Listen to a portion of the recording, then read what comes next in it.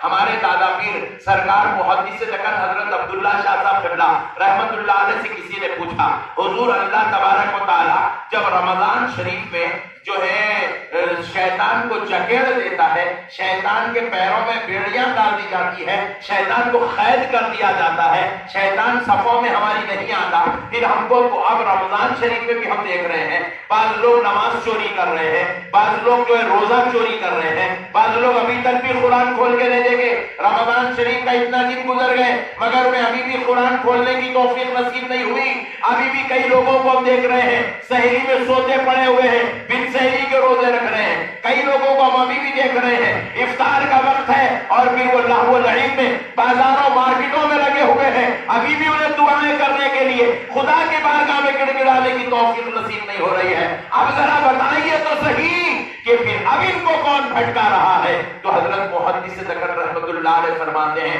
سنو بابا، شیطان تو جکڑ دیا جاتا ہے مگر شیطان 11 مہینے جس دل کو اپنا مکان بنا کے بیٹھا تھا وہ جاتے جاتے اپنے گندے اثرات وہ دل کے اندر چھوڑ کے جاتا ہے، وہ جاتے جاتے اپنی خلاصت وہ دل میں چھوڑ کے جاتا ہے، وہ جاتے جاتے اپنی گندگی اس دل میں چھوڑ کے جاتا ہے، اور وہ گندگی، وہ خلاصت، وہ گندے اثرات ماہ رمضان میں بھی مسلمان کے اوپر غالب رہتے ہیں اور اس کو عبادت کرنے سے روکتے ہیں، تقوی اختیار کرنے سے روکتے ہیں، متقی بننے سے روکتے ہیں، عبادت خالی قرآن بننے سے روکتے ہیں، نمازی بننے سے روکتے ہیں، روزے دار بننے سے روکتے ہیں، اللہ اللہ کرنے سے روکتے ہیں۔ اللہ اکبر کبیرہ۔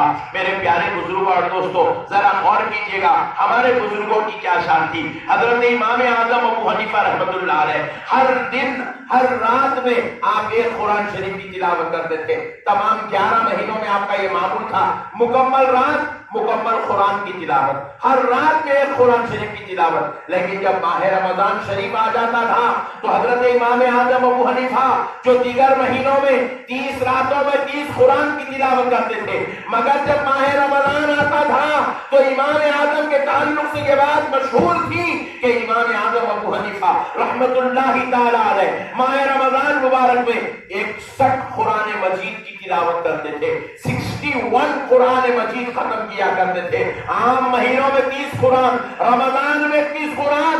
امام اعظم سے کسی نے پوچھا 30 راتوں میں تو 30 قرآن، 30 دن میں 30 قرآن، پھر یہ 61 کیسے ہوئے؟ امام اعظم فرماتے ہیں میں تراویح میں بھی ایک قرآن ختم کیا کرتا ہوں، تراویح میں قرآن ختم کیا کرتا ہوں۔ اللہ اکبر کبیرہ۔ ہمارے بزرگوں کا حال یہ تھا، ہمارے بزرگوں کی رمضان سے تعلق ایسا تھا، ہمارے بزرگوں کو رمضان سے عقیدت ایسی تھی کہ وہ رمضان کی راتوں میں بھی قرآن کی تلاوت کرتے تھے، رمضان کے دنوں میں بھی قرآن کی تلاوت کرتے تھے۔ وہ کبھی عبادت سے بھاگنے کی کوشش نہیں کرتے تھے، عبادت سے منہ نہیں موڑا کرتے تھے، بلکہ عبادت ان پہ ناز کرتی تھی، اے اللہ تو نے یہ کیسے بندوں کو پیدا کیا؟ رات ہو رہی ہے تو قرآن پڑھ رہا ہے، دن ہو رہا ہے تو قرآن پڑھ رہا ہے، صبح ہو رہی ہے تو قرآن پڑھ رہا ہے، شام ہو رہی ہے تو قرآن پڑھ رہا ہے، روزے کی حالت میں قرآن کی تلاوت جاری ہے۔ میرے پیارے بھائیوں، آج اللہ رب العزت نے ہمیں موقع دیا ہے، اللہ نے ہمیں چانس دیا ہے، رمضان المبارک شریف میں خوب عبادت کریے، بیکار باتیں مت پڑھیے۔ ابھی بھی کئی مسلمانوں کو میں دیکھ رہا ہوں رمضان شریف میں فیس بک کے اوپر مرے پڑے ہوئے ہیں، ابھی بھی یوٹیوب کے اوپر مرے پڑے ہوئے، استغفر اللہ، ابھی بھی واٹس ایپوں میں چیٹنگوں میں لگے ہوئے ہیں، اس میں لگے ہوئے، اس میں لگے ہوئے، انہیں کیا بھیجا انہیں کیا، ارے بھائی اللہ اکبر، چھوڑو یار یہ گندی چیزیں۔ رمضان شریف فیس بک چلانے کا مہینہ نہیں ہے میرے یار، رمضان یوٹیوب اور واٹس ایپ، ٹویٹر اور انسٹاگرام دیکھنے کا مہینہ نہیں ہے، رمضان شریف اپنی آخرت کو سنوارنے کا مہینہ ہے، رمضان شریف اپنے آپ کو متقی بنانے کا مہینہ ہے، رمضان شریف مولا کے قرب کو پانے کا مہینہ ہے، رمضان شریف اللہ رب العزت کو راضی کرنے کا مہینہ ہے۔ ارے ہم نہیں جانتے یہ راتوں کی کیا فضیلت ہے۔ نبی مکرم صلی اللہ علیہ وسلم ارشاد فرماتے ہیں رمضان شریف کی ایک ایک رات میں اللہ تعالی 70,000 دوزخیوں کو دوزخ سے نکال کر جنت میں منتقل فرما دیتا ہے۔ اتنی عظمت والی رات ہے، اتنی عظمت والی رات ہے رمضان کی رات۔ 70,000 دوزخیوں کو رمضان کے مہینے میں جنت کی خوشخبری عطا کی جاتی ہے۔ ہم یہ کریں کوشش کہ وہ متقیوں میں ہمارا نام لکھا جائے، وہ جنت پانے والوں میں ہمارا نام بھی شامل ہو جائے، وہ اللہ کی نعمتیں پانے والوں میں ہمارا بھی نام شمار کیا جائے۔ اس بات کا ہمیں خیال ہونا چاہیے۔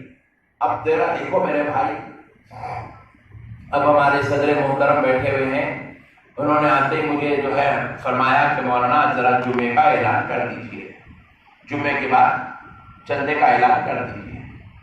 میں بھی اب دل کھول کے اعلان کرتا ہوں، آپ بھی اب مولانا بولے بول کے جاتے جاتے 50 دینے والے 200 دے کے جاتے ہیں۔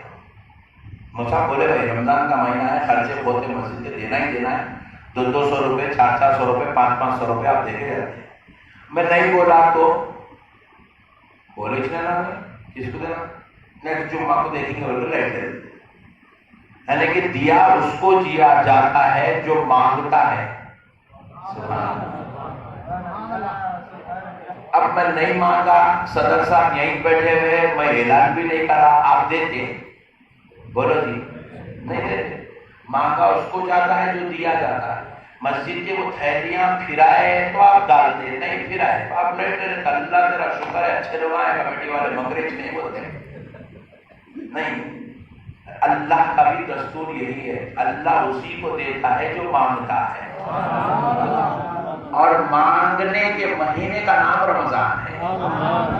اللہ تعالیٰ کی رحمتیں اتنی عام اتنی عام اتنی عام ہو جاتی ہے کہ اللہ تعالیٰ مومنوں کے سروں پر فرشتوں کو تھالیاں دے کے بھیج دیتا ہے، تھالیاں دے کے بھیج دیتا ہے۔ بولے فرشتوں تھالیاں رحمت کی لے جاؤ، مومنوں کے سروں پر رکھ کر ٹھہر جاؤ، وہ مانگتے ہیں پوری رحمت ان پہ ڈال دو، میری مغفرت ان کو عطا کر دو، میرا کرم ان کو دے دو، وہ مانگتے ہیں تو دے دو۔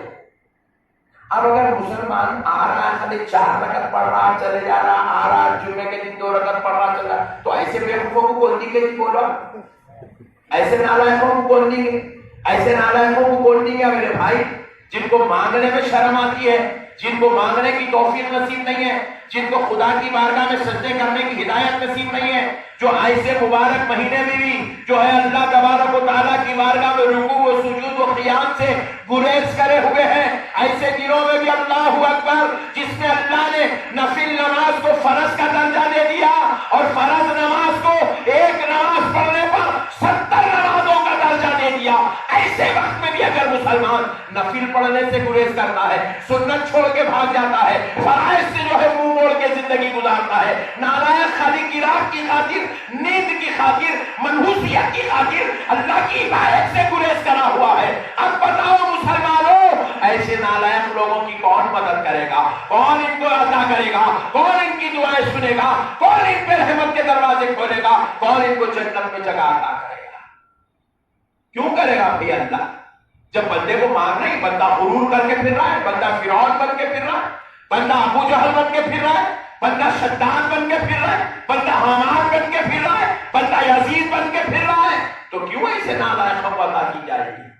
عطا تو ان کو کیا جائے گا جن کو نمازوں کے بعد سجدوں میں آ کر گڑ گڑانے کی توفیق نصیب ہوتی ہے، جن کو افطار کے وقت میں ہاتھ اٹھا کر رونا نصیب ہوتا ہے، جن کو سحری کے وقت میں نماز تہجد پڑھ کے اپنے پروردگار کو منانا نصیب ہوتا ہے، عطا ان کو کیا جاتا ہے۔ کیا معمولی بات ہے کہ تمہارا چوری والا گناہ بھی معاف کر دیا جائے؟ کیا معمولی بات ہے بدنگاہی کا گناہ معاف کر دیا جائے؟ کیا معمولی بات ہے ماں باپ کی نافرمانی کا گناہ معاف کر دیا جائے؟ کیا معمولی بات ہے کہ گالی گلوچ کا گناہ معاف کر دیا جائے؟ کیا معمولی بات ہے ایک بدکار سیاہکار گناہگار کو دوزخ سے نکال کر جنت میں ڈال دیا جائے؟ کیا یہ معمولی بات ہے؟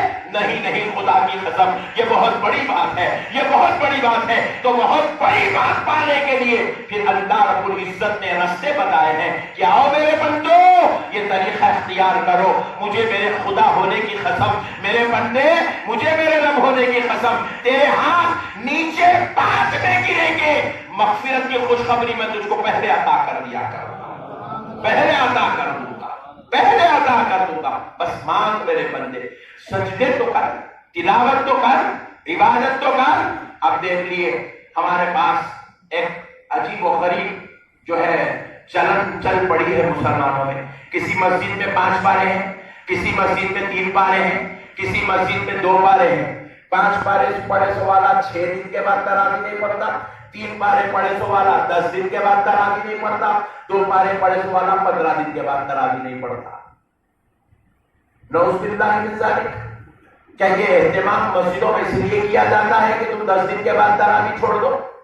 کیا 5 دن کے بعد 6 دن کے بعد تراویح چھوڑ دو، 15 دن کے بعد تراویح چھوڑ دو؟ نہیں نہیں، اس لیے کہ اہتمام کیا جاتا ہے اگر تم رمضان میں 1 قرآن سننا چاہتے ہو تو سوا پارہ سن لو، لیکن تم 2 قرآن کی خواہش رکھتے ہو تو کہ رمضان میں تم 2 قرآن سنو تو تم روزانہ 2 پارے والی تراویح پڑھ لو۔ اگر تم چاہتے ہو کہ رمضان میں تم 3 قرآن سننے کی تمنا رکھتے ہو تو تم 3 پارے والی قرآن سن لو، تم پھر اگر تراویح پڑھ لو۔ اگر تم چاہتے ہو کہ تمہیں رمضان میں بکثرت قرآن شریف سننے کا موقع نصیب ہو تو آؤ 5 دن میں 1 قرآن، 6 دن میں 1 قرآن سن لو، تاکہ تمہیں پورے رمضان میں 5 قرآن سننے کی شرف و سعادت نصیب ہو جائے۔ میرے پیارے بھائی، مگر اس کا تو ہم نے الٹا ہی مطلب نکال لیا، ہم نے تو اس کی الٹی روش بنا لی۔ کئی مسلمان ایسے استغفر اللہ جن کو اللہ اکبر تراویح پڑھنے کی توفیق نصیب نہیں ہے، تو پھر میں نے ایک فیصلہ کر لیا ہے، کیونکہ حدیث مبارکہ کے جو ہے پڑھنے کے بعد، قرآن شریف کی آیات کو پڑھنے کے بعد، بزرگوں کی کتابوں تحریرات کو پڑھنے کے بعد، علماء کے بیانات کو سننے کے بعد میں اس نتیجے پر پہنچا ہوں، اللہ تعالیٰ جس کو جنت سے محروم کر دینا چاہتا ہے، اللہ تعالیٰ جس کا نام دوزخ کے دروازے سے نہیں نکالنا چاہتا ہے، مولا اس کو اپنی بارگاہ میں رمضان جیسے مقدس مہینے میں بھی آنے کی، سجدے کرنے کی، تلاوت کرنے کی توفیق سے بھی محروم کر دیتا ہے،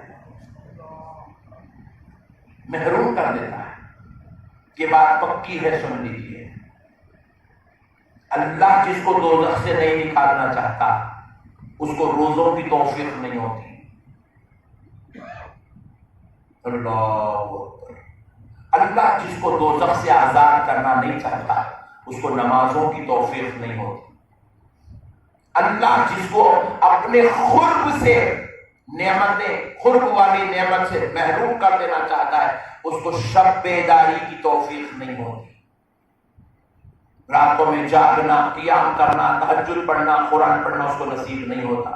اللہ تبارک و تعالیٰ جس کو جنت سے محروم کر دینا چاہتا ہے اس کو نماز پنجگانہ اور پھر نماز تراویح کی توفیق اس کو نصیب نہیں ہوتی۔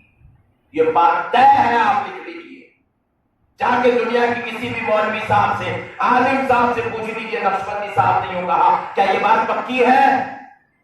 ہر جماعت کا عالم میری اس بات کی تائید کرتا ہوا نظر آئے گا۔